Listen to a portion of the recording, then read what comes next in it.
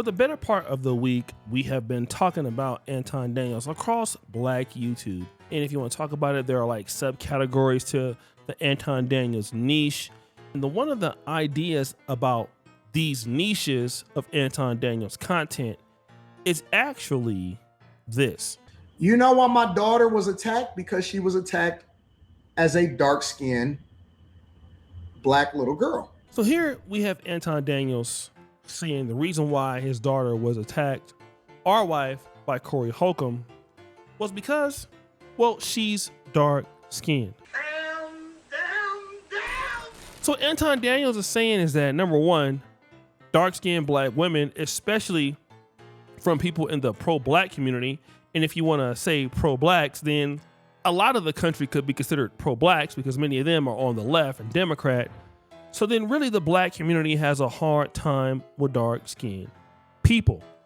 And this is what we will see with a lot of Black men, especially those who are getting successful, including Anton Daniels. I mean, from the last 3 to 4 years or 5 years, I mean, he's went from probably not having very much money to making a lot of money right here on the YouTube platform, which has enabled him to expand his options.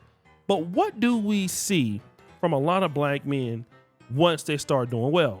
But why when y'all get money, the first thing y'all go do is go get a whole nother race that don't really even want you. And then when y'all fall out, they take everything from y'all. Then y'all go look for the Black woman to rebuild y'all up when y'all down. Then get mad when they don't want to take y'all back.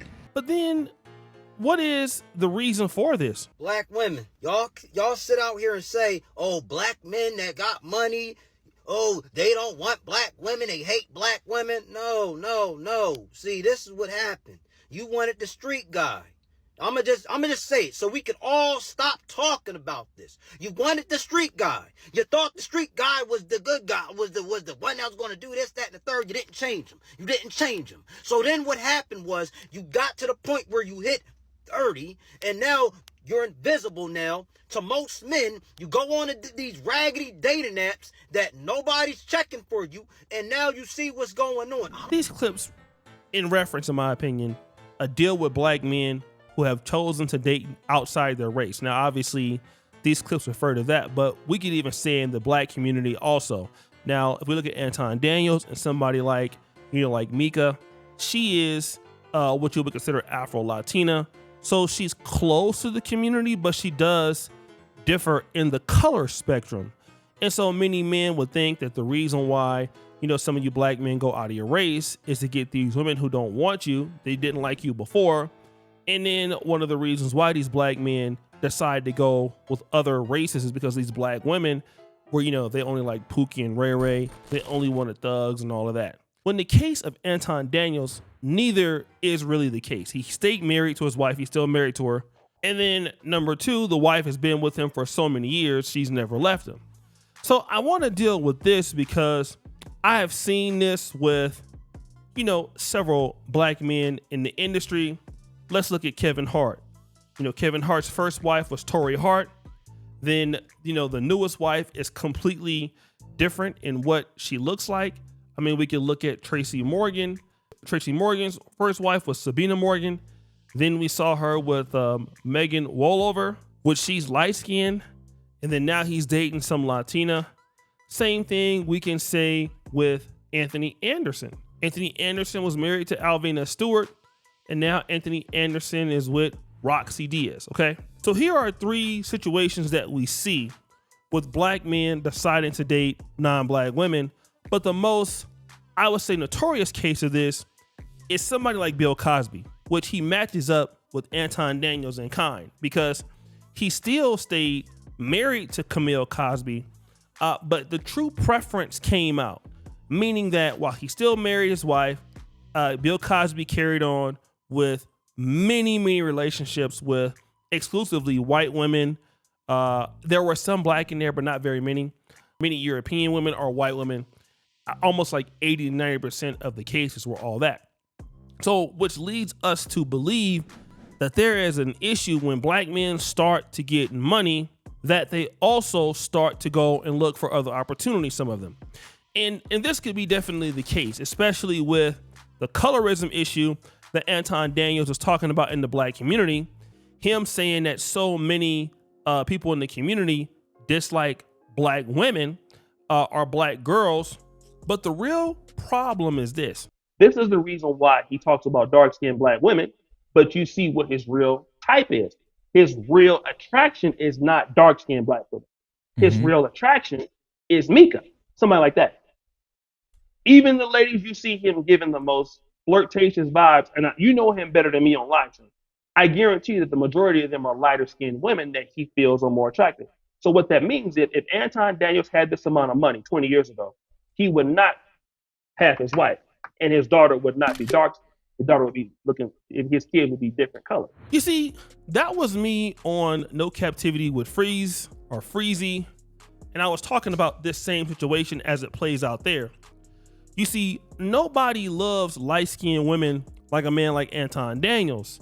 And the reality is that many men like Anton Daniels who flourish later on in life, they become what you consider late bloomers, and all of a sudden you get money, you get fame. What you get is what you really wanted before. But the problem is that what you wanted before never wanted you. And many men go through this. Many men come into the game with somebody. Many men come into the game with someone or come to the dance and try to leave the dance with somebody else. But once you're too expensive to deal with, that person don't have time. And if you can look at what happened with, Anton Daniels, Corey Holcomb, and Mika, I have not seen Mika on any other platforms associated with Anton Daniels anymore. Mika don't have time for Anton Daniels. Mika don't want to deal with Anton Daniels.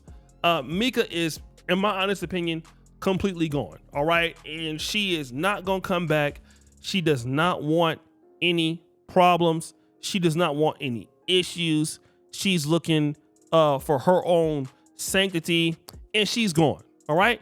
And this is typically what happens to many black men. Instead of, the woman leaving you, she's just leaving everything to do with you. And the only person that is still there is your dear old wife. And this is something a lot of black men gonna have to understand, because sometimes your opportunities come later in life. 40, 50, 55. Now you're in a situation where you can have it all. Now the 21-year-old chicks or 25-year-old chicks or 40, I don't know what age group y'all like, but now you got access. But are you going to be able to be content? And the reality is that a lot of black men are going to have to make a serious decision before they self-destruct. I have seen men here on this platform blow up and, do very well in their 30s, in their 40s, in their 50s. And then once you get the kind of woman that you can finally get and get that access, these men go crazy. Literally go crazy. They literally throw a lot of their situations all away and kind of disrespect what they already had, when what you already had is how you got to where you are now. And that's one thing that we got to always remember as men. And even here as content creators, I've seen guys start off in the black YouTube space. In the black YouTube space, it's kind of small. It's not the larger market like you might think, but it's consistent views. It's a good audience. It's a lot of talent here. It's a lot of people that know you around the world. The black media hub world is huge. A lot of opportunity. You don't have to sell out and go and be somebody else, but then you ignore what's already been there for something that you can't control or can't have and don't have no investment in, and then you end up empty-handed. It's kind of like what happened with Seagram's, the big alcohol company. They were almost like number one in North America. They had Seagram's Gin, they had Captain Morgan's, they had Martell's. And then the guys sold Seagram's, or part of it, they sold some of their holdings and all of that. And then they decided to go into the movie industry, bought Universal, and that didn't work out. And then, that's how Diageo and Pernod Ricard were able to come in and peel their cap, and it's one of the worst financial decisions of the mid 90s. You just basically threw away a cash machine for something that you just could not, estimate. And people do it all the time. And you see somebody like Anton Daniels, who his real preference is light-skinned women, and then he goes for his preference and he can't maintain it. And guess what? there you go, empty-handed. All right. Now, what have you paid the price for? You paid the price for your personal reputation. You've embarrassed your wife. You're partly responsible for your daughter getting into a bad situation, for no reason. The lady that you had that you loved so much was gone. You couldn't really handle that situation, being a married man, and you embarrassed her, you embarrassed yourself. And was it worth it? I mean, that's kind of what I want to know. Was it worth trying to work all this hard, getting to the bag, getting into this industry, just so that you can have a shot with somebody who probably wouldn't deal with you before, just to go ahead and have all of this fallout? I'm gonna tell you right now, man, it ain't worth it. I'm a guy, I've done very well on this platform for the last 10 years, and I've seen some beautiful ladies. Like I said, some women that have, given me some opportunities, but hey, they wasn't really trying to be there. They wasn't really down for me like that. And now I see it and I don't let it bother me anymore. I don't see it and expect anything from it anymore. You know what I mean? Sometimes you gotta come in and you gotta be there with who brought you to the game. That's one of the reasons why I love Black YouTube so much. I don't grow as much as I could in my content niche, and I probably could do things, like shorts or stuff like that to grow my audience, but I've been consistent with my audience because my audience has been very consistent with me. So why am I in a rush to leave the best audience that God gave me on earth? Sometimes you gotta just come in the game and stay, sit your ass down. Okay, yeah, you got you a few dollars and you got you a few females you can now deal with, but that don't mean you can handle it. You know what I'm saying? You think that these chicks are there for you because you got so much game. You can tell yourself all that. Money can make you do a whole bunch of stuff. But I'm here to tell you, man, those chicks don't give a damn about your ass. So guys, what do you think? It's your boy Oshay Duke Jackson back at it again with another episode of The Celebrity Junk. What did you fire? You just heard the bell? We're out.